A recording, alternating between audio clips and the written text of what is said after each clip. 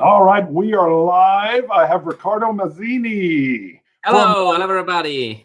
Welcome. We have, first of all, we will talk about Dan Pancaldi normally here. We will get into that. We're going to talk about literally, I always ask, where are you calling from or where are you coming into this view live video from?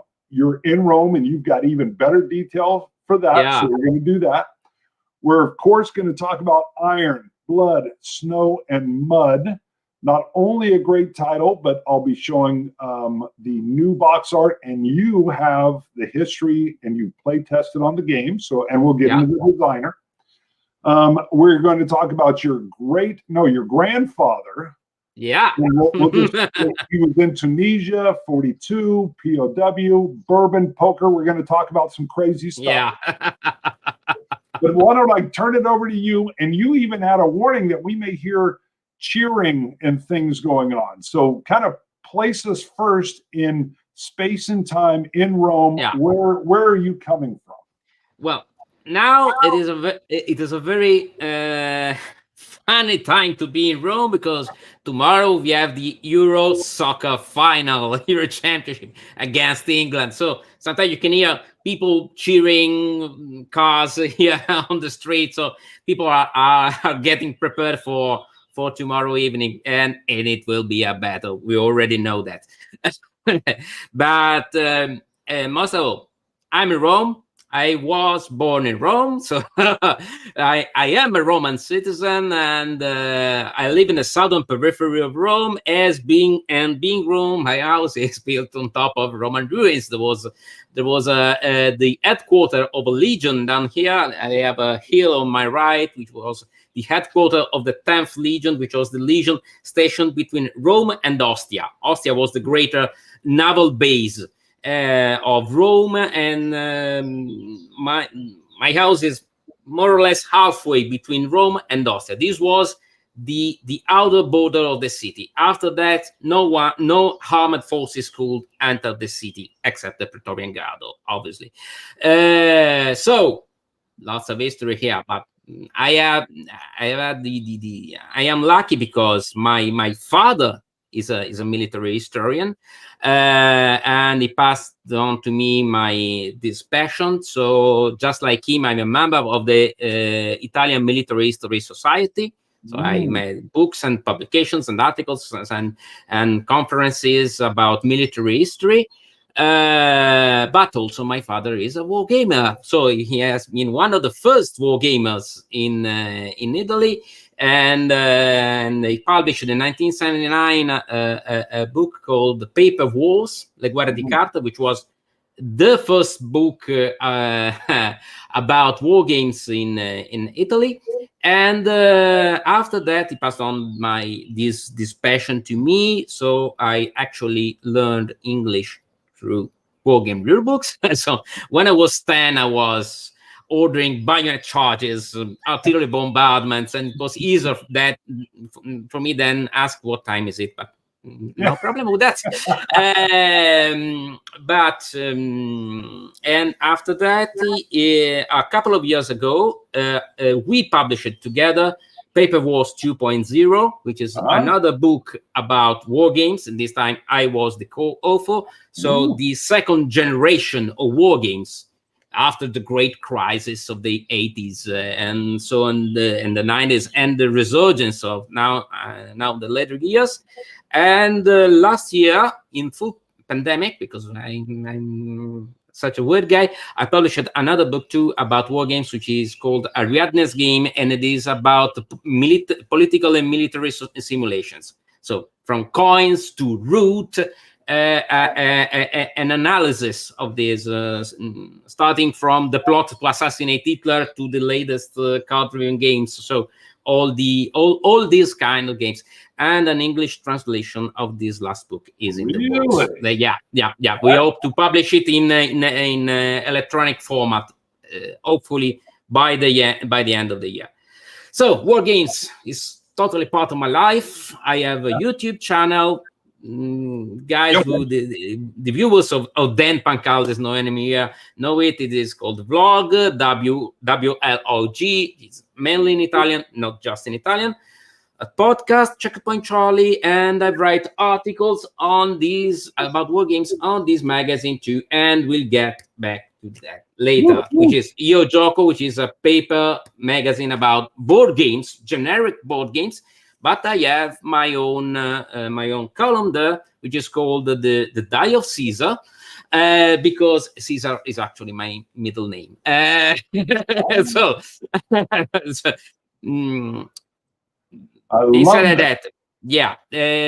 war games are definitely a big part of my life, much to my wife's despair. I'm sorry, but it's a second generation. It's a family business. So even from my mother to my wife, and also my wife wrote a book about living with a geek. But this is another story. So we could all. We are quite engaged in the hobby. My wife's gonna want to have that too, because she's sometimes she'll look at my wall of board games. Now she likes board games, so she loves like the Euros and things like that, Venezia games, but she won't usually play my war games, but she gets the concept. She's not into the conflict as much, but this is perfect. Now, before I forget, when your book comes out in English, I'm extending the invitation right now. Come back on the show. Thank you. Talk about it. We'll make sure. That's good. Thank you. Now, Thank you. We'll pause. We've got some people in here. Let me recognize some of them. Of course, No Enemies here. He likes to be called the Dolce. So we'll see. But we've got Matt here. This is Matt Curiosities. This is Matt the Greek. He even says is in the house. So Matt is in. Let's see who else. This is right when Dan comes in. So you'll see Pancaldi coming in as No Enemies here. This interview better be in Italian. So give him a little bit of Italian, Riccardo. Give us a little bit. Ciao Danny, come stai? Il mio amico Dan. My friend Dan. No. Fumala quel Savinelli, dai che buono. We are both pipe enthusiasts. So sometimes in the middle of the night, because we are a bit unfamiliar with time zones, every now I get a Facebook chat with Dan. I found this tobacco. I found this pipe. This happens in the morning. Dan and I will also FaceTime each other, and he told me, he asked me, he said, hey, do you like pipes? Now I have never smoked, so I said, no, Dan. What? I thought we might have a show where we have pipes. I go, I'm not doing it, Pancaldi. This comes straight from America, from one of our our trips to America. Part of my collection, me and my father's collection. I love it. I think Pancaldi. If you can see here they are. Nice. I think Pancaldi has one of those big German pipes, those huge. Yeah. My father has one. The Turkish pipes, the white foam pipe. They're incredible. Oh, yes. Very nice. Let's see. He also wants to know where the booze is. Well, it's right back over here. We will get into bourbon there before we end here. Let's see who else we've got here. Here is a little bit more of some Italian from Dan here. What is he saying? What is Caso? Is it Caso? I don't know if you want to know that, because it is a very manly thing. You got it. And I think we are still in the safe time because YouTube cancels these. Maybe let's not get into too much detail. Pancaldi, he put it all in. That's Dirty Dan, is what I'm going to call him there. His Matt's Wi-Fi is good. Yep, here we go. Italy, Tomorrow. We'll get that. Now we've got Let's see. We'll hit a couple more. We've got Pancaldi still. Pancaldi's still popping in. He's getting practice here. All right. Let's see. Cream in the carbonara. You are. Oh yeah. Then you are kidding. You are kidding, right? You're kidding. Cream in the carbonara. Hey, wait. Excellent. We've got Vorpal Bite is in. Vorpal loves his Vietnam games. So Vorpal's very much always into the Vietnam conflict. Okay, there you go. Perfect. And then Negroni is the best cocktail in the world. Now Vorpal's making fun of me here because of my beard. He says I'm like the homeless guy. This may be gone soon. I'm getting tired of the beard myself. All right. So we've for the folks, continue to comment. I will pop back in maybe about 20 minutes. We'll do the same thing. We'll go through and look. But let's start with let me show a couple. I'm going to screen share. Let me get this down here. And we're going to show, I've only got the one photo. So let me come in and we will come over to this tab here and let me get into this. And this should bring up, yes. Yeah. So here is our Iron Blood, Snow and Mud. And I know we're going to get into the original game as it comes out in the magazine and your play testing. And let me pop over and bring this image up a little bit more.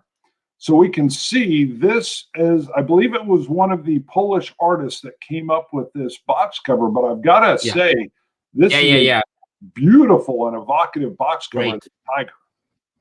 The Phalanx guys are great graphic artists. Absolutely. Yes, gorgeous. I love their covers. And let's explain, I should have explained earlier, the designer, he and I emailed a little bit, but he wanted you to come on and do the interview. Now, I'm assuming just because you're probably a little more fluent in English. But he asked me this favor. Guglielmo Duccoli is also the designer of Gonzaga, which is a hybrid Euro historical game too, and many other games. But he is also the editor of an history magazine, Storie di Guerre e Guerrieri, which hosts also a space about war games, which is coordinated by Mauro Faina. You all know him from Il Giannizzerendo. So another great protagonist of the Italian wargaming community. So history and war games since the beginning in Italy are very closely related. So probably we are one of the very few countries in the world where wargaming is recognized by the academic environment. Many historians are actually war games. They use war games since the beginning. It was actually an historian, Giuseppe Galasso, who gave my father the opportunity to write that book in 1979.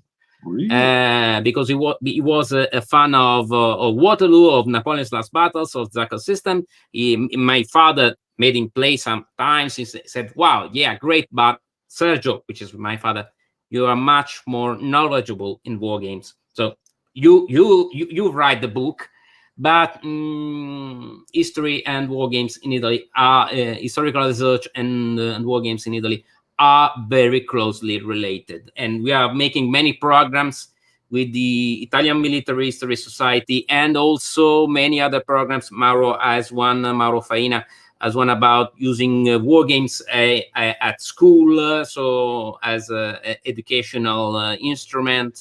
So lots of stuff coming together. Beautiful. And Guglielmo asked me the favor if I could, because I was one of the playtesters for the game, starting from the name, because, well, this is nice. Okay, the game was published in this magazine here. Okay, yes. There you go. Yeah. Okay, in Yojoko, this was his first. Okay, you see, it was a very simple format of, and here are the counters. Here they are. Okay. Okay. I was one of the first playtesters, and I helped with some rules here and there. Also with the name, because the game editor for the magazine, so the guy that is responsible for getting new games every issue of the magazine, some of them are war games, he is Riccardo Vadalà, a dear friend of mine, and he is also responsible for having had this one. Maybe you know that. It was in issue number 1 of Yojoko. This is the later version of the one that it was here. I can see if I can get it to you. Okay, here you see some of the very first counters. Okay. Right. Yeah. So Riccardo, Riccardo vada là. The first name of the game was Operation Barbarossa, and we all agreed, no, but wait, enough. Not another Barbarossa. And so Riccardo came out with Gelo, Fango e Neve. That is frost, mud, and snow. But I said frost, ice, and snow are the same thing. So let's put another thing, iron. That is Iron, Mud, and Snow, which was the first title. Now the guys at Phalanx have added the blood. My wife explained that to me because I didn't get it, because it was to get a rhyme. Iron, blood, no mud. But okay. So these are the main elements of the game after that, because it is a very simple game. Very, very, very simple game. It's just 4 pages of rules in the magazine. The last 4 pages, they are. You see, essentially, this is the real book. In it, at least the first version. The game had another subtitle, which was Entire Eastern Front in 45 minutes. I already said, okay, guys, this is too ambitious. Let's say an hour, and so it came out as a hour. But after that, the game, I have to tell you, my first impression as a playtester, I got the game. I printed the prototype. Okay, very few counters, even the nice, simple. And I said, wait a minute, what am I playing? My first impression was, okay, we got X's and we got counters, X and counter. But it was totally different. The movement was more like checkers. Because you have a special mechanic, which is convoy mechanic, which can make a single unit go around on the map if there is a continuous lines of friendly units. The combat system was a modified bucket of dice, but there was actually no direct elimination. You got eliminated only if you could not retreat. So this seemed weird to me. It is not traditional. But then I got to play that. And I found out that with totally different rules than the traditional the traditional war games, the traditional X and counter war game, I got supply lines, maneuvers. Oh, here is my cat, Faramir. Okay. All right. It's a Siberian cat, so very thematic, very thematic. I had maneuvers, I had the pockets, I had the supply, I had the Soviet partisans, I had the relocation of the Soviet government if the Germans got too close to Moscow, because a sudden death condition is the capture of Stalin. So and the Soviet government. So the Soviet government can relocate on another city, but the Soviet will lose initiative. Then the Germans will keep on initiative for the rest of the game. So it felt weird, but after a couple of plays, it felt right also. This is a totally different game. And I'm very, very happy also that Phalanx had it at a price of €15, which is more or less $18, more or less. So very, very, very low price, because this is really a nice game. Simple but quite elaborated game, because after you play that, you found out yourself you have the armored spirits, which can which can be fast, we can make blitz attacks, but can get isolated. You get the partisans, you conquer your cities as the German, okay, but then you have the partisan behind, so you have to garrison every city, every single city, as just like it happened historically. Suddenly you do not have enough units, because half of your units are back fighting those partisans which are threatening your supply lines or insurrections in the conquered cities. So the history is there. It is only in a totally different way from which we are used to see it. But as an historian, I have to say that all the main historical elements of the Eastern Front are there. So and it is a very, very interesting game. And the second thing I thought after I played it, okay, let's make it the start of a series. So let's make it to Africa, let's make it to Normandy, let's make it to the Bulge. Because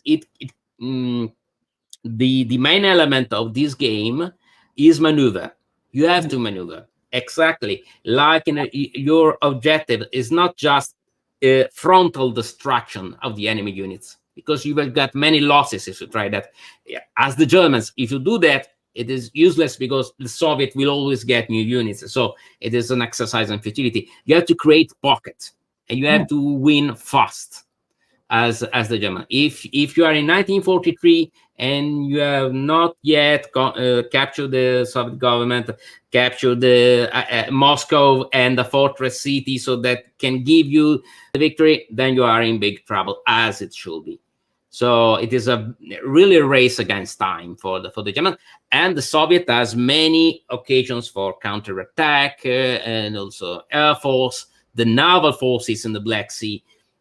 Everything is there, just different, just in a different way. And that's interesting, yeah, because that's actually something that I've seen trending lately, is especially, I'm going to say, coming out of Europe in general, are these different types of war games, not this. And I like seeing a wide variety and different approaches, because I think it actually gives a lot more depth to the wargaming side of the hobby in general. Yeah, diversity of approach. The approach is different. There's not to say that the traditional X and counter. I am a traditional X and counter war gamer. I love the Russian campaign as anyone else. It is not the Dark Valley, even the more experimental, innovative ones. But it is refreshing. It is nice, and in a sense, it can even get more realistic. It is a bit of a paradox here, because you are not traditional war games, but you in too many shoes. You are the overall commander, then you are the divisional commander, then you are also the battalion commander fighting in the single X. Great, fantastic, but too many shoes. Games like that, games like this, you are the German OKW, you are the Soviet Stavka. You do not care about who gets how many supply points. There are other people paid for that job. Your job is, do we counterattack in Belarusia or liberate Leningrad? Or as a German, do I immediately get to Stalingrad, or should I focus everything on Moscow? That is what you are doing. You are doing top level planning, and you need because with all these little mechanics, little intricacies, you have to do a lot of pre-planning, a lot of strategic thought. It may seem a bit more abstract, but top-level commanders do that, because they have a host of medium-level planners who plan all the detail, etc. But the OKW or the Soviet Stavka, they planned offensives in that way. So now we attack here. Now we shift 2 tank armies and 1 rifle corps here and another down there. So now we coordinate with the partisans. You do not need exactly to know where the partisans are. It is just enough to know that there are partisans in the Odessa area, and they're operating there, and they're ruining and they're spoiling the lines of communications of the Germans, so cutting off the lines of retreat, helping you create huge pockets, because this is how you eliminate enemy units, because they have nowhere to retreat, so you capture them, or they get back to the enemy lines, but they are in no fighting conditions. So this is how you actually eliminate enemy units, even more than in frontal assaults. And this is exactly the work of the top level staff, the amount of informations that the top level staff have. Another recent title where I've seen something like that is Atlantic Chase. I don't know if you played. Atlantic Chase is just like that. You do not know exactly where the Bismarck is, where the hood is. Okay, you know a trajectory, an area. Okay, and then you go down and you fight a local battle, but you roll a dice, you're a couple of dice, nothing more. You have a small battle, but you do not have control, because you are in London or you are in Berlin. You are the naval at high headquarters, high command. So there are local commanders who do that for you, and you are stuck at that top level command, top command level. Yeah. And ironically, paradoxically, it is even more realistic, because it makes you feel a lot more like the actual commanders indeed.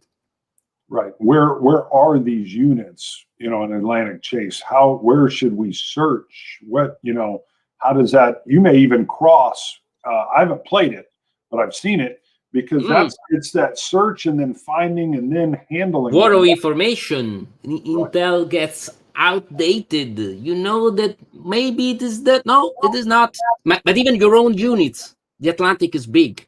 You have your trajectories. You hope that your units are in that spot, but they maybe have been a storm. Oh, also the weather. The weather is very important, because the weather changes everything, and the weather is highly variable here. And it is correct. There is mud, there is the Rasputitsa, there is ice, there is frost. Tank gets stuck in the mud. There are the Pripyat marshes. Everything is that. Once again. And he taught the Soviets and the Germans too. Let me see Dan's message here. How do you feel about non-Italians designing conflicts in Italian battles? Is there an issue with cultural appropriation, or, for the matter, do they know what they are talking about? I always said that the best rule about Italians in wargaming is the pasta rule by Richard Berg in Campus for North Africa, because it was such a great joke. He always said that people got believe in that joke, that Italian units need 2 supply points because they have to cook their pasta in the desert because they need water. It is fantastic. But Richard Berg, we know how he reasoned, why he put some in jokes. So it is not a matter of cultural appropriation. I've seen many American or even French game or Spanish game designer have a very correct way of depicting Italians. I've seen many very wrong ways of depicting Italians. But lastly, and maybe it is even easier for them, because they are more detached. There is this bias, this thing called bias, historical biases. I can design a game about Italians, but I will have some biases which I will have to fight before designing this game.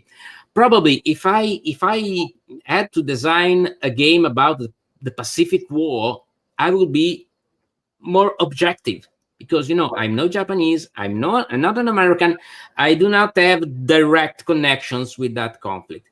A problem, it is not of cultural appropriation for me, but it is the presence of cultural biases. And another problem, however, is that bad game designers only use the conventional historiography, the main, just always the same titles, the same models. Many of them are of Anglo-Saxon origins, especially about World War II. Okay, the Italians surrender, they got the classic author had this very limited view. The more recent ones are much more correct, much more objective, and put the thing much more in context. One thing I would avoid is spelling mistakes. I do not know how game designers can misspell places on a map. Fort Capuzzo. They always get a mess with that. There's a name on a map, just copy and paste. Well, however, so yeah, it is not. You have to overtake a small obstacle in historiography about Italians, especially in the 2 world wars, and especially in World War II.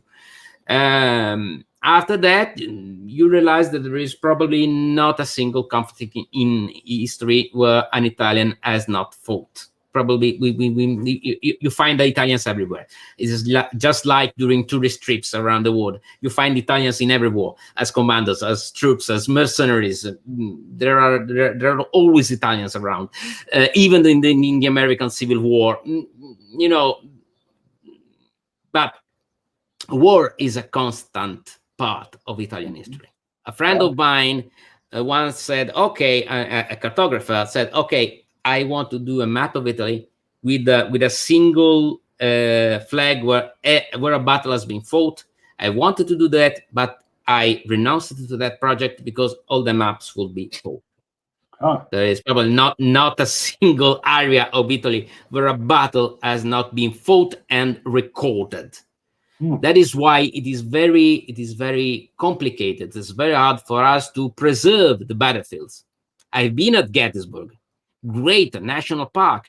We could never make a national park at Marengo. There is a highway, but running through the Marengo battlefield. But if you cut that highway, it is the highway that leads from Milan to Turin. It's the main highway of northern Italy. So this is why it is very hard for us to preserve those battlefields. We do what we can. Sometimes we do not do a good job, such as with Cannes, for example, which is not even recognized and absolutely not preserved. There are many other historical battlefields that are neglected, but this is probably because even in Italy in later decades, especially after the war, military history was, as you might imagine, not a very fashionable research topic for your curriculum. So military history in Italy has always been a bit specialized, but we are making progress on these two. Wonderful. Now, we won't just take questions from Dan, so I'll look at some other ones. I saw this. Riccardo, you play monster games often? Do you? I played monster games much more often when I was younger, because now with work, family, cats around, and so on. I love that. But after that, I came out and realized the beauty of simpler and more essential games. One thing I love is those monster games like Day of Days, Never Snows, which have smaller scenarios. You know, you have an entire game about the Arnhem campaign, the market garden, but then in It Never Snows, which is quite easy as rules, but it's great, it's multi-map, etc. You have lots of scenarios about Nijmegen, Arnhem, and the First F Corps, Hell's Highway. These I love. These I really love. Today, probably when I get retired in a few years, I will be able to get back to those great monster games, which are very interesting because I often think of them as the old role-playing campaigns that lasted weeks and weeks and more sessions. You know, you just have your game, you play a couple of turns in the evening, and then get back the next week. But you need a club, you need a special place, and space is a luxury here in Europe, so it is not so easy. And your cats could sway the battle just with a simple paw. My cat, Faramir, I have two cats, Faramir and Ewin, so you know I'm a Tolkien fan, and this is not a surprise. My cat is gray, and there is a problem whenever I play American Civil War games, because he thinks he is a Confederate. I have had many attacks, sudden attacks by Confederate Phalanx cavalry against Union lines. Sorry, guys. I got from the flank and bam. Perfect. Now we're going back a bit, but I'm going to catch some of the old comments here. Curiosities. Is a Campari is his aperitif of choice? Am I saying the first word correctly? Campari. Yeah. Okay. Campari. My own preferred cocktail is Negroni, but there is Campari in the Negroni, so I love it. Now, this is Dan has a great question. So, when will the game actually be printed? Do you know? No, because there is it is almost a P500 system. It is a pre-order. When they reach P300s, when they reach 300s pre-order, they will go on with the printing process. Okay. So I don't know when it will happen. So let's hope that many people pre-order this game. After all, it is 15 euros in Europe, Sure. $18. It is for a highly playable game. This is a game that you will play a lot of times. Absolutely. Yes. Not so many counters, not so much table space. It is not a game that will stay on the shelf. You will play also with non-wargamer friends. See, and that's a good point. I think I always look at some of these shorter games, like Blitzkrieg, they can lead folks into, because there's folks that like the strategy that's set up in military games. And then once they have someone open the door and they come in, they say, oh, I like this. What else is available on the Eastern Front? And then the list goes on. Yes. So again, of course, Vorpal's hit on it. We're talking about Iron, Blood, Snow, and Mud. Cool title. Yeah. So, and that's interesting that they have, it's kind of like their P500, but it's more like a P300. 300. Yeah, because we have a smaller gaming community, a smaller wargaming market here in Europe, with the dominance of Euro games. About that, the introductory games, I do not like that description, because I prefer to speak about light war games. Okay. Because they introduce to gaming with history, to wargaming in general.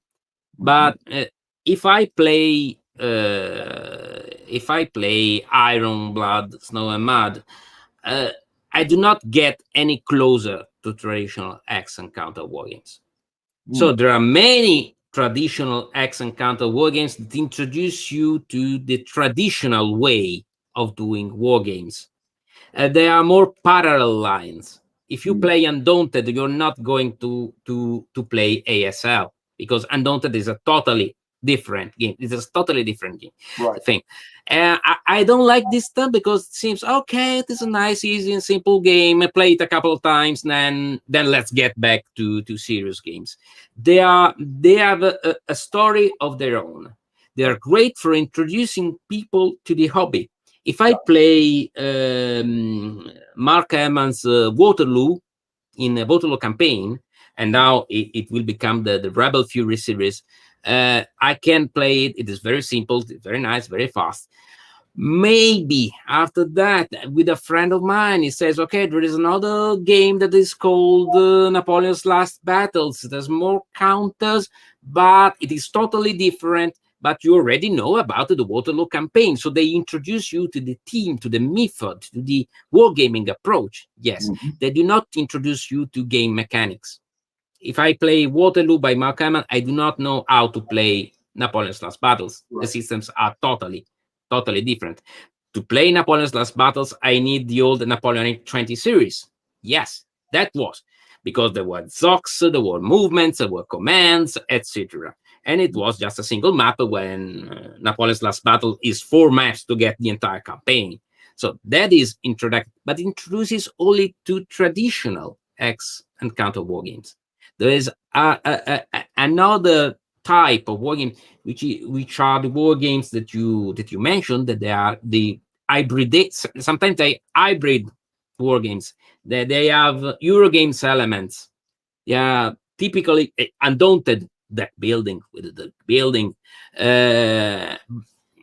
for example, the coin series, wooden blocks, cards, events, etc., resource tracks. Those are all Eurogame mechanics.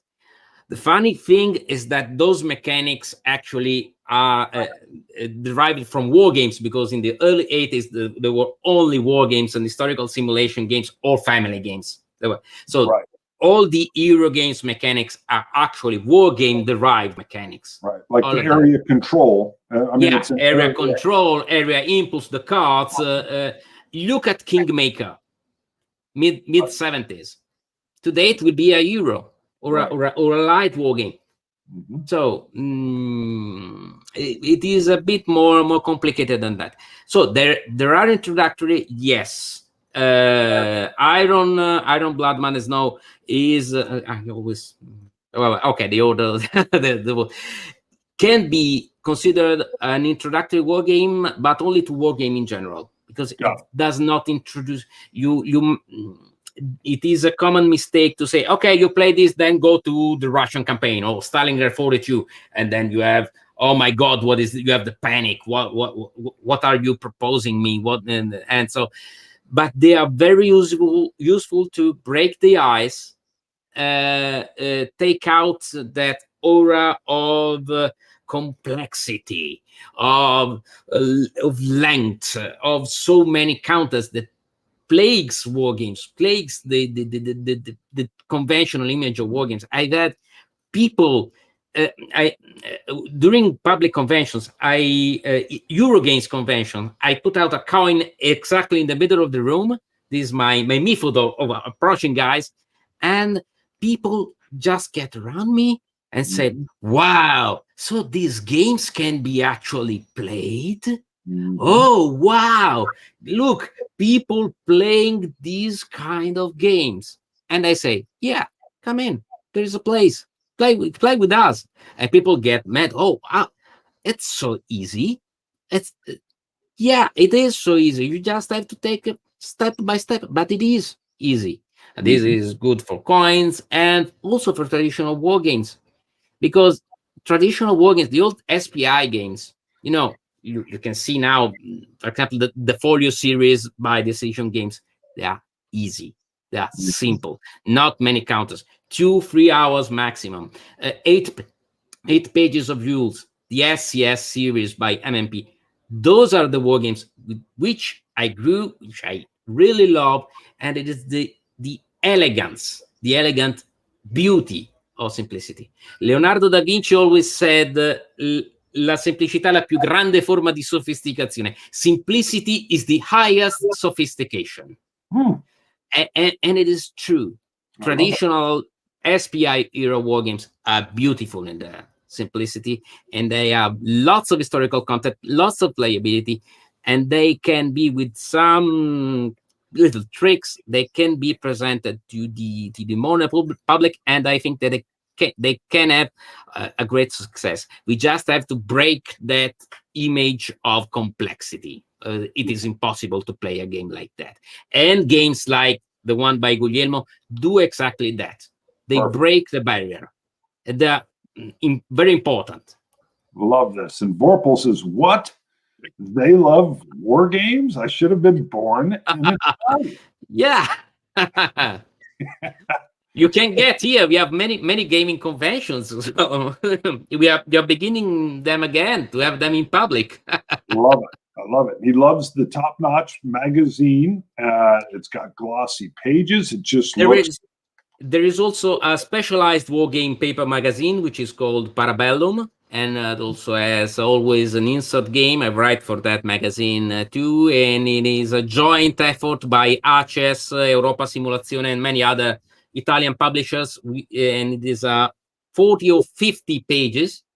Paper magazine, comes out every 4 or 5 months, always as an insert game, at least one. And very, very, very nice. And it is highly specialized war game magazines. So that is a magazine for nuts, but it also has other games as well. Very nice. So Vorpal, again, he owned one of these monster games, just on that topic, back in 1980 at West Wall by SPI. I don't actually know West Wall. Let's see. Curiosities. Let's see. He's got something for the pre-order. Phalanx needs to put the magazine game and rules to juice up pre-order interest. That is up to Phalanx, but it will be a good move, I think. That is up to Phalanx, but it could be a good promotional choice. I like it. Vorpal loves your Here he is. Here he is. Perfect. He's just hanging out on the show. Let's see. What else do we have here? What do we got? The Traveler. Okay, let's see. Okay, there's always fancied British take on Italians. I think this was back to Dan's question here about the appropriation. Let's see. He has buddies that have a strong American bias, of course, and that's that. The bias talk was perfect.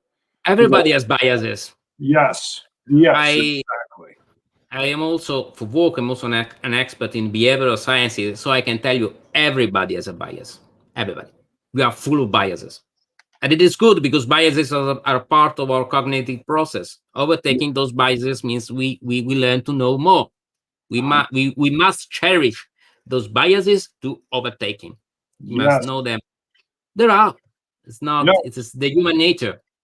Well, yeah, I had a buddy. It was funny. I always thought we talked about bias before. He and I were great when we were young. This is back in the early 20s, because if we went out to a bar or a club, we both liked a different type of woman. We had different types of biases.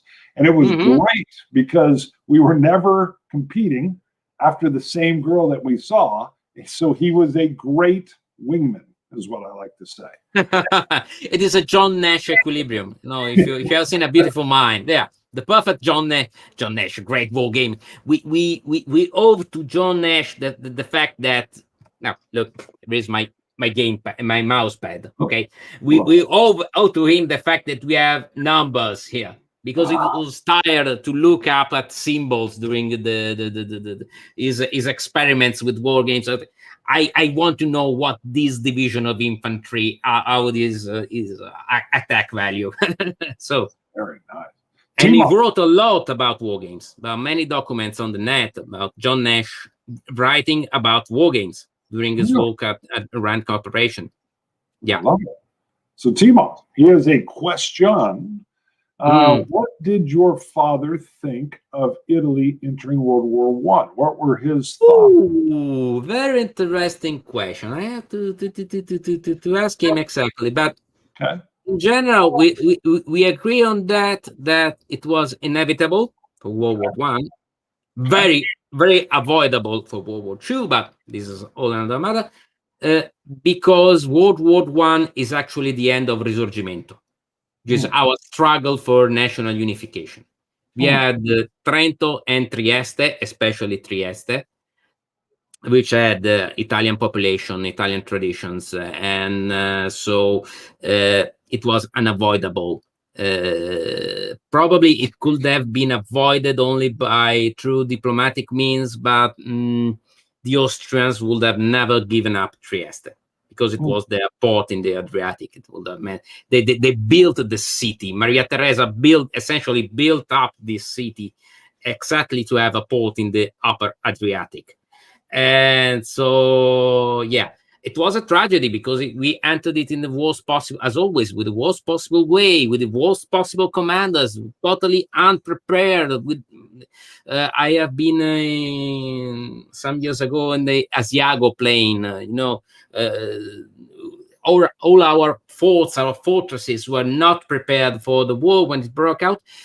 We got Caporetto in 1917, and exactly as always happened with us Italians, when we have a great national disaster since the days of Canne, we then get back up, get better commanders. We fired Cadorna, we got Diaz, we got support from France and Great Britain. Not many people knows that we received soldiers from France and United Kingdom, but we also sent a lot more of our soldiers in the Vosges region, and they helped at the block Operation Michael by the Germans, the Kaiserslacht offensives. There was an entire corps, Italian corps, who fought in France in 1918. So it was a joint effort. You see, I think not Operation Michael, no, Rock of the Marne. Rock of the Marne has some Italian units. That's it. And some of them were the survivors of Caporetto, which were disgraced. So they had to redeem themselves in France, and they did. So tragedy, national tragedy, but we came out, and it was a very defining war for us. Modern Italy is actually the national memory as a strong risorgimento period in the 19th century, but then we get back to World War I. There is not a single family who has not lost someone in World War I, or as a great-great-grandfather who came out after, and it was probably very interesting. The first conflict in which Italians from the north fought side by side with Italians from the south. And some regiments were at the beginning they had local origins, then they get mixed up after casualties and so they got to know each other. They spoke different languages. Italian is a built-up language from Dante and others. There are many dialects which are actually languages. A guy from Sicily will never understand what a guy from Lombardy is saying in his native dialect. Totally. It is not just accent. There are different words. They are different language branches. And they got together. They fought together for the first time. So you had a guy from Naples who fought side by side with a guy from Sardinia or from Turin, and they didn't even know exactly where these cities were. And all of a sudden, there was someone saying them, okay, this is your nation, this is your country, you have to defend it. And they did, for the first time, together. All the Risorgimento battles were very local, very highly defined regiments. There was a regiment from Brescia, and a regiment from Bologna, a regiment from Turin. They were very defined. Only Garibaldi, only the Garibaldian expedition had people coming up from different parts of Italy, but it was very limited in numbers. It was not a total war. All of a sudden, we had a multi-year total war where everybody was fighting together. And these really created the national texture, the national structure, our national conscience. It is a very highly defining moment for Italy. World War I, even more than World War II, because World War II is a constant series of defeats. It is also a shame. It is a tale of redemption with the resistance, with the army fighting together with the Allies, but it's much more complicated, much more controversial. World War I, there was some time ago people who said, okay, we have to change our national anthems with a song, with a war song written during World War I, speaking about World War I, which was totally recognizable, which is the La Canzone del Piave. You can find it on YouTube, and it speaks about Caporetto, the defeated Caporetto, and then the resistance, and then the counterattack, and then the final victory. And it is a totally national song. It's not a song coming from the north. The song is a national song. This was totally unheard of before World War I for Italy. Previous conflicts after the Risorgimento, there have been the Italo-Turkish War, but they were very limited. It was the real test for national strength and cohesion. And Italy passed it, and it created its national conscience, much of its national conscience. That's extremely intriguing. Yeah. That is interesting. Beautiful answer, beautiful question. Love it. Trevor love Trevor. He's helped host some ham tags here. He says an amazing thing how Academy Games had a teaching guide with some of their games. Any thought on producing this? And if so, what would you think would be some great things that kids would learn in regards to iron, blood, snow, and mud? First thing they have to learn, I am much in line with HG as well here, is that war is hell. War is terrible. So I had many moments of self-conscience when, as a kid, I played games about the Eastern Front, and I had stacks of casualties, of counters after. And I said, okay, these are guys. These are people. These are people. This is the first thing that all war games teach you, especially simple war games, especially this kind of one, which are very visual, very, very tactile, and not so many number. You have few counters. You lose a couple of counters, an entire area of the map becomes empty. The old adage, the old saying, one death is a tragedy, 1 million is a statistic. Okay. And so you feel for those guys. After that comes history, comes the improbability of a German victory in Barbarossa. The fact that the Germans had to win by 1942 at the maximum, and that they had to have very clear objectives. This teaches you that the necessity for having very clear objectives, that you must not be aggressive by itself, but you must have an objective. Sometimes it is better to leave enemies behind if you can reach an objective one turn before the other.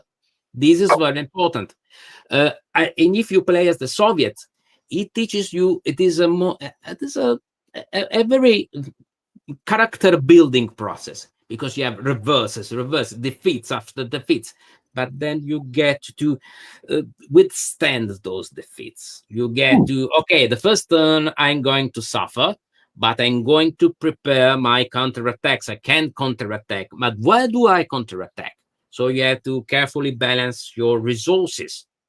You have not unlimited resources. This game teaches you that even the Soviets had not unlimited resources. They had very limited manpower in phase of the war. So it teaches these great general things, and they are very good for kids, because they understand the nature of warfare, both the moral nature of warfare, but also the practical nature of warfare. That is not warfare is not I see you, I kill you, and if I kill more guys, I win. I win if I get so many objectives that you decide you have lost. You cannot gain anymore, so you surrender. This is warfare. I get so many objectives, and in the Eastern Front scenario, it was almost impossible for the Germans to win. Almost. They could only win with the national collapse, or if they got a stab at top-level Soviet leadership and they created this great chaos and confusion, so that the Soviet Union had essentially to disintegrate. Not many people realize that the Eastern Front is the struggle between the two great losers of World War I, Germany and Russia. From Soviet Union comes from the defeat of Russia, and they are the two great losers of World War I. And so there are this desperate feeling, this very gritty element.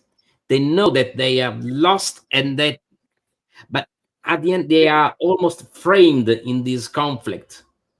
It will be better to say at one point, okay, let's stop here, let's get back to our national borders.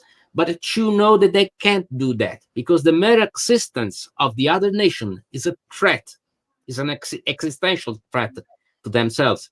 Germany could not, as the Third Reich, could not survive with the Soviet Union. The Soviet Union could not survive with the Third Reich. It was impossible. Soviet Union and United States could survive together, even if the Soviet Union collapsed at the end. But it collapsed for internal reasons, because that was an entirely different conflict. But Soviet Union and the Third Reich, it was totally impossible. You see that in the months between Poland and Barbarossa, when there is a pact of non-aggression, Soviets are actually helping the Germans against the British, hiding the supplies, and etc. But it is not possible, because Soviet Union begins to expand, Finland, etc. It gets inside the German sphere of influence. The German Reich system is not stable. It needs more resources, and there is Ukraine, there is Belarus, there are the oil fields in the Caucasus, and the Third Reich needs those resources to survive. Mm-hmm. And so the Nazi Third Reich plans a war of annihilation because it must annihilate the other enemy. Napoleon did not do that. Napoleon made something of a great punitive raid, a large-scale punitive raid. He didn't want to destroy Russia, to kill the Tsar. It was not his plan. He wanted to contain Russia, to force them to abide to his policy against Great Britain. But with the Third Reich, it was a totally different story, because those two nations in that condition could not survive together. It was impossible. They were incompatible, strategically, economically, and militarily incompatible. Absolutely. And more or less everybody knew that. The Molotov-Ribbentrop Pact was just a pact to gain a bit more time for each other to prepare themselves.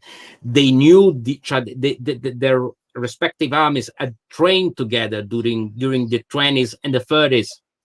Had trained together. They knew them very well. They knew the respective situation, and all of them knew that sometime a conflict had to break out. The Germans moved first, exactly, just like that. The Germans moved first.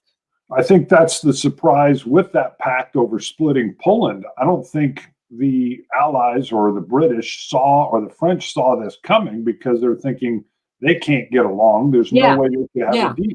They did not understand. Many of the Western allies thought that, okay, we can use Hitler to contain Stalin.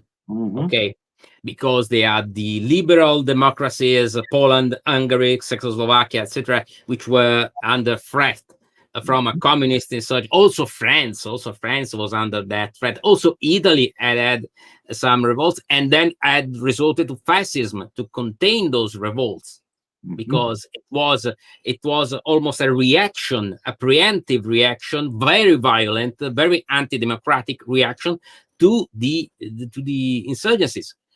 But they did not understand that those two great powers, that were the Third Reich and the Soviet Union, could actually get along, recognize the need for more time. And even some of them, this is incredible, but there were some German leaders who actually made overtures to get the Soviet Union into the Axis and create a situation of Cold War between Germany and the Soviet Union, after a war against Britain, against France, and after all, with the United States. The idea was to create a multipolar situation with Germany, Italy, Soviet Union, and Japan. Some had this affection to actually share the world. It is very man in the high castle. I know, I understand, but there were some people who actually, some strategic thinkers, which actually tried to build this.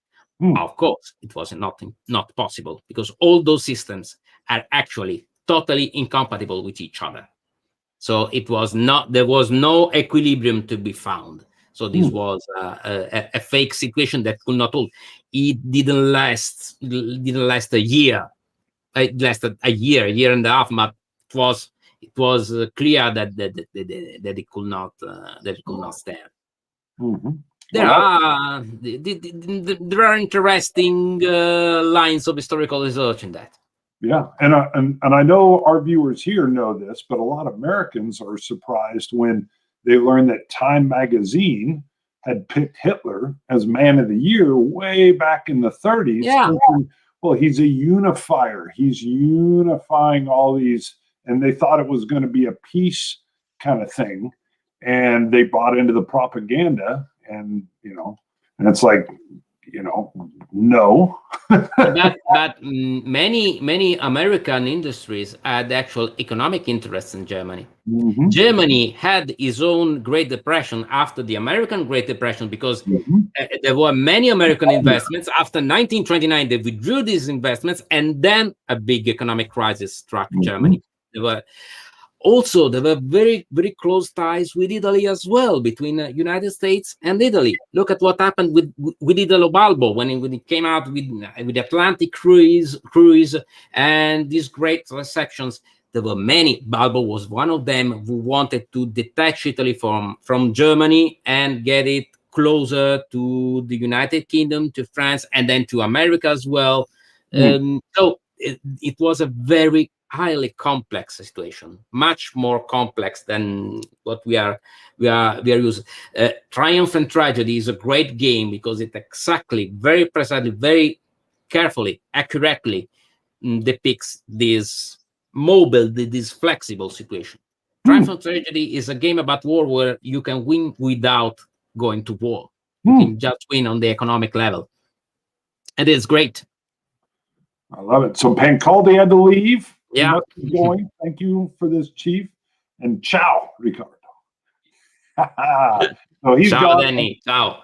He will watch this later, I'm sure. Now, here's an interesting. So Vorpal talks about how he's been driving to game stores to play with people, but his first statement was he hasn't had a guest at his game table at home since the lockdown. So he's willing to go out, but not to have somebody come over.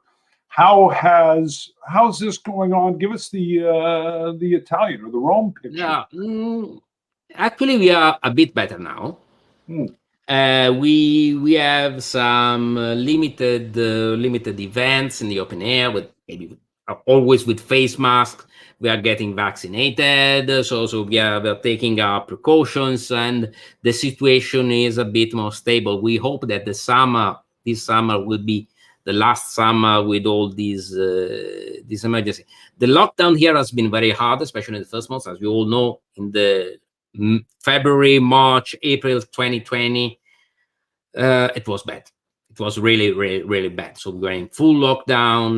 The situation was terrible. Hospitals were full. So bad, very, very bad situation. Now it is better. Now we are coming back. We have had, however, as many others, a great resurgence of remote gaming instruments like Vassal, like tabletop simulators. We have had our virtual conventions, and war games are singularly good for remote play because most of the time they're one-on-one games. So it is very easy to play them with Vassal or with tabletop simulator. So there has been a great growth of that. Personally, I think, playing live is better, but I've never played so much as during those months, during the last year. So I think that remote gaming will stay with us and it will be good. Yeah. Because I can play with friends who are in Milan, who are in Florence, who are in cities which are quite far from me, and I can play with them regularly, and also I can play with my international friends. Right. I had a nice game with 4 friends of mine. One was in Great Britain, another one was in France, another one was in Germany. This is important. This will stay with us, and this will be a very, very good thing for the hobby because no one can be alone. Right. No one can say I am alone. I have no players. Go to the next Discord server. Yep. You find lots of war games. Yep. Ready to play. The internet, heck, this interview here, it's shrinking the world so that we're reaching each other. And I love it. Yeah. I love it. Here's a question from Daniel Brown. He takes it that you are not a fan of the MMP OCS. No. I recognize its value. It's a very, very, very historically accurate series. Lots of historical research. A very good supply model. For me, there is too much emphasis on the supply on these elements. At least for the kind of narration that I want in games. Because when I play a game, there is not a single way to play a war game, to simulate an historical event. I can if I want to focus on logistics, on supply, OCS. No. If I want to focus on maneuvers, probably the Simonage system. If I want to focus on command, there is the new system by Ted Gracia with cheat pool, which gives me all kind of challenges with my command chain. This is great. This is just like you do not have a single book about Waterloo or the Civil War. You have lots of them. And with games, it's just the same. I have okay, it is personal obsession. I think I have 5 games about the French-Indian War because I love that conflict. I have 5 different games, very different from each other, up from a few acres to snow to bayonets and tomahawks to the more recent ones, French-Indian War by Worthington, or of course Wilderness War. Each of them simulates the war from a very precise point of view with a very different approach, and I love to play them. So yeah, OCS, if you want to go with logistics, with supply, with pre-planning, go OCS. There is nothing better than that. This is not my main thing I look in war games, so I do not play them very often. For example, I prefer SCS, as I said, because it gives more feeling in the gut from the each shot. Said that playing from the each shot is more intuitive. I feel more like the kind of commander that I want to be, the kind of experience I want to have. But I will never say that OCS is a bad system. Never, because it is a very good system.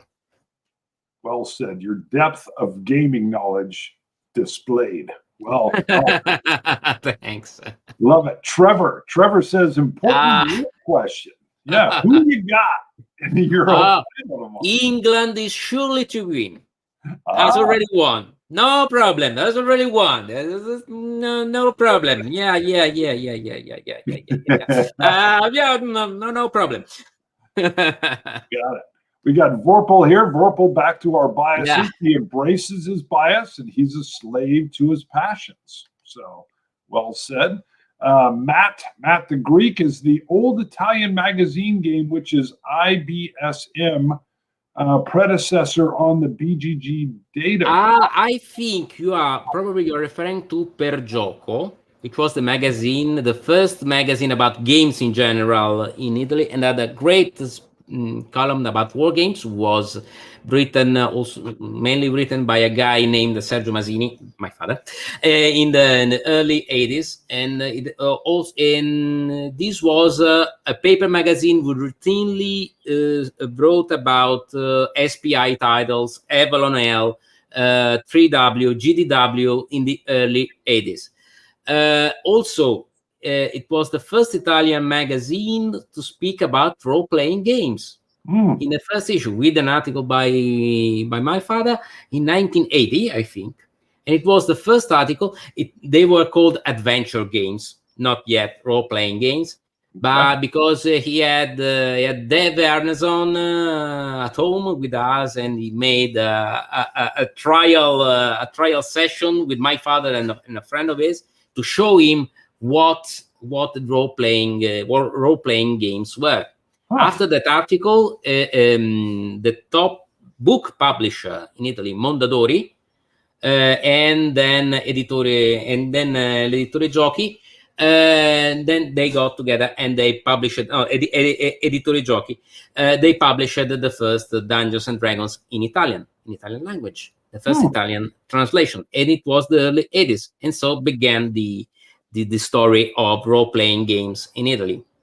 So I love role-playing games too, especially the Dragonlance setting. So this is my passion. I'm an old-time Dragonlance player. Beautiful. Now this goes back to our earlier conversation. So Timon, Italy got the short end of the stick after the war. So after war, he says it also brought on Mussolini. Yeah. This feeling of revenge, the betrayed victory. It was easy to build a rhetoric on that, because we were great, and then we had Versailles, the Versailles Treaty, which robbed us of all things that we conquered during the war. So it was easy to build a rhetoric after. But as the great game by Markham at Versailles shows, the Versailles Treaty was one of the greatest historical blunders ever made. Yes. No discussion about it. The only discussion between historians is how bad that blunder was. Yes. Matt the Greek, I'm on the fence with, and I love seeing it as IBSM, so Iron Blood, Snow and Mud. So he needs to see more before he'll commit. But I can tell you, it is very fun, very quick, very fast. It is $18. It's very cheap, but you will play it. You will like it. Absolutely. I hope that Phalanx gives out more material during time. But it is, once again, it is a game that you just like Blitzkrieg. Yeah, these are games that you will play even solo. You can lends well to solo. You have a hour, a evening time, just a hour time. Put it on the table, 5 minutes, and then off you go. So love it. Lots of gaming value. Here's Matt coming in. He somehow could read your mind. And yes. So I know I'm catching up to these late, but I like to come back and then circle back to them. Let's see. We've got a Princess Bride reference here, and never enter a life and death. No. Vizzini. Never. Love it. Love that movie. Oh, yes. Let's see. Vorpal, I have a different opinion. What is he saying here? What is this? Oh, I hit the wrong button. Hiroshima and Nagasaki, I have a different opinion on who the greatest loser of World War II would be. I kind of forget where we were at. Yeah, well, I mean, and people forget the firebombing of Tokyo killed more people. So that was you saw total war there as well. And I know that's in the news. Part of my family comes from Casino. My mother's family is from Casino. So that is why I am a bit uneasy playing bombing games about the bombing campaigns, because lots of family history. They survived, they were lucky, but it is Casino. So it is right now very close to memory. The Time cover, he says they put anybody famous on their cover. Sure, I mean, especially in the news. I'm not judging Time. I'm just saying. I don't know if they ever put Stalin in Time on the Time cover. I do not know. I don't know. Good point. Let's see. What do we got here? Click a mouse. Let me see. I've got to read this a little more. I am not paying $60 per painted figure just down with online play. But you got to see Vorpal. Now, this is Vorpal. Vorpal has an edge to him. No, but he's right. I see remote playing as a support for analog gaming. Because when I am alone, when I want to try out a rule set, some moves, sometimes I cannot set up. I spend half hour set up to start the game. Then I make 10 minutes, 15 minutes experiments, and then I have to reset up because the next day I have to go at work. Remote gaming, Vassal, tabletop simulator. Yeah, they're great. Usually I play them with my paper rulebook and player aids before me, because it's very practical. It's very easy. Sometimes I do dice rolls physically because it is better. It is a multi-layer tool. Yeah. It can be used in support, not as a substitution. Yes. No, I agree. To me, so this sounds, but to me, it's a layered approach. It's more. It's a different. So there may be somebody that. I know I've talked to a lot of guys as they get older. It allows them to do that gaming reach. I grew up in the mountains of Colorado, and as a kid, I loved solo play because as a child, I was actually pretty shy, and I wasn't willing to go down into Denver and just walk into a board game place. So being able to get into B-17 Queen of the Skies or Ambush from Victor Game, it allowed me to have this experience of the wargaming without, I'm no longer shy like I was. There were great systems for this. Great narrative system. The great storytelling systems. Yes, and I found out that's where I lie, is that I love a game, whether it's a war game or Euro game, that ends up feeling like it's producing a story. I can see that. I don't mind role playing either. I didn't get into it as much, but I did a little bit. I liked role playing as well. Yeah. But B-17 Queen of the Skies was my first purchase, and I loved reading history, and I definitely felt like I was playing within history. Inside that playing. Yes. You can create a TV series from your ambush plays. Yes. 100%. It's all that. there was many a game. I had a few comments early on when I was doing this show where some folks, especially some of the more Euro gaming centric folks, they thought that war games somehow glorified war. And I would tell them that B-17, I ended up being a medic in the military. Opposite. Yeah, but when I played B-17 and Ambush in particular, it made the losses almost. There were times I had to stop the play of the game and take a break because I was like, I can't believe I just lost that plane. Yeah, it does not. It is exactly the opposite. It shows you why war is so horrible. Yes, and it tells you maybe we can find other ways to resolve our issues rather than send young guys out in a jungle to fight each other. Young guys who do not know each other, which could be friends, and force them to shoot and stab each other. Why? Yeah. Right. This is war. War games are really good at that. Yes. Oh, Giuseppe, friend of mine. Yeah. One of the members of the community, also a regular viewer of my channel. Grazie. Nice guy. Yeah. Welcome, Giuseppe. All right, beautiful. Let's see. Matt says, and Matt, we are getting close to the end here. There's a couple other things we will get from Riccardo before we go, but Matt says, great show as usual. Unfortunately, real life calls, so he must go. But let's get ready for the wrap. But we have to hear the story of your grandfather who fought in Tunisia. So This you told me this as we were just setting up and checking lighting, and I'm I will re-talk about this. This is a story that shows how history and also games can be closely related, because we spoke that before in the pre-show. My grandfather was an artillery lieutenant in Tunisia. He fought in Tunisia in 1942. He always said, this conscience clean because with those weapons, he was sure he didn't harm anyone. So he was sure he didn't harm anybody. He was made prisoner by the British, but the British had too many prisoners, so they sent some of them. They gave them to the Americans, so he went to America, and he was a prisoner of war. With all his battery, with all the crew of his battery, with all his men.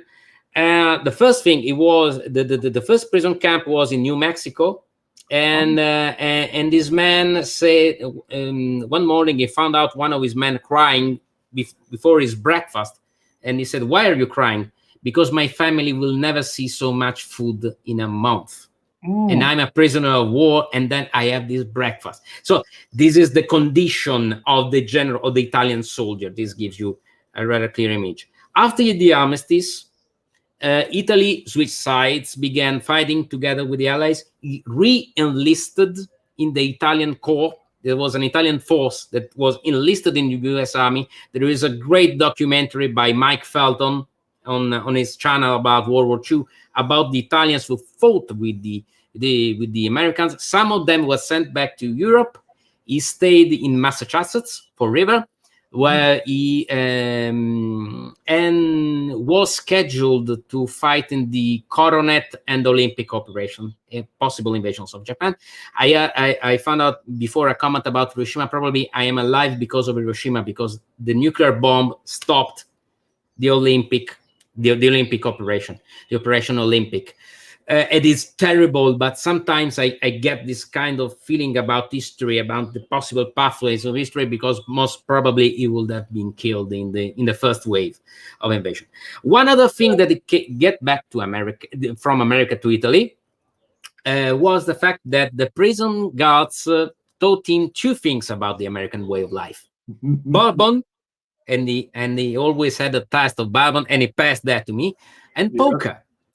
The only thing, and they taught him how to play poker. The only problem is that he never told them that he was an engineer, a mathematician. So after a while, the Italian prisoners were the best fed, best nourished, best dressed prisoners in all the camp, because he won everything during those poker plays, and then it's shared back with his men. So after the war, he was offered the American citizenship. But he said he was the son of a factory owner, so he said, no, I have to get back. America is great. We retained the family, a great love, a great big gratitude for America, how they treated the prisoner. My grandfather was actually a prisoner of war, but he wanted to get back to Italy and help rebuild the country after the war. But he passed all these things to me, you know, the war, the games, the way of life, the joy of life. Also, my middle name, which is Caesar. He was called Cesare. His name was Cesare. So this is to show you how history really is close to us. Actually, how we are history. We are the history of our sons, of our descendants. In decades and centuries after that, there will be guys who will look at us and say, okay, this is history. We are history. We are closely related with past history, and the present is the past history of the future. Mm-hmm. And everything is interconnected.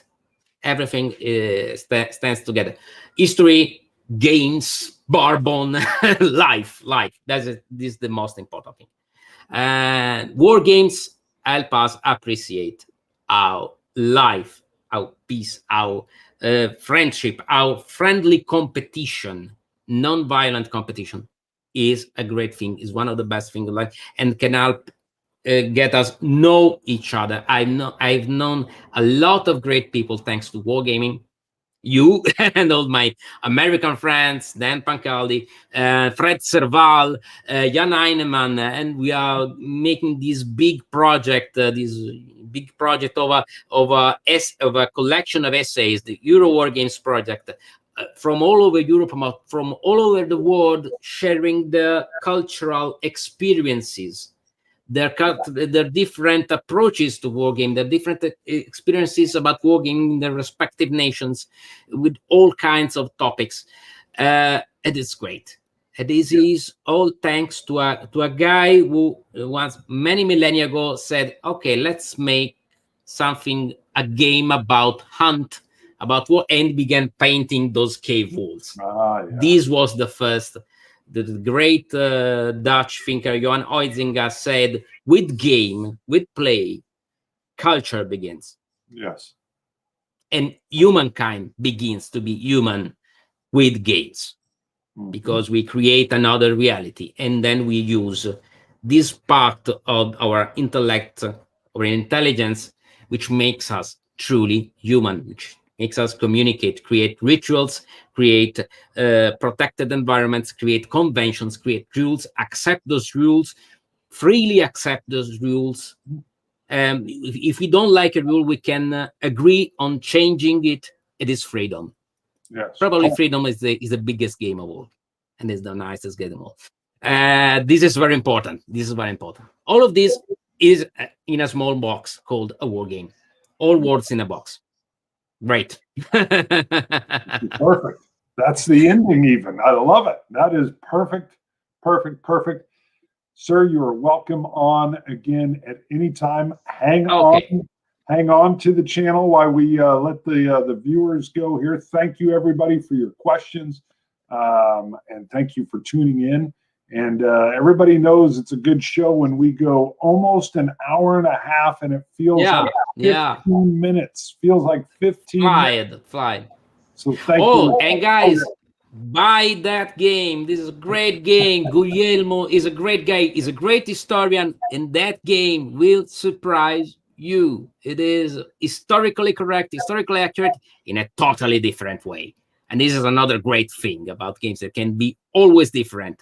Yeah, that is great opportunity. Absolutely. Love it.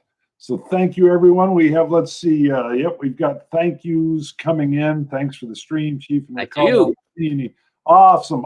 I'm going to wrap her up. Hang on here as we let this go. Yeah. Thank you again, everybody. Thank you.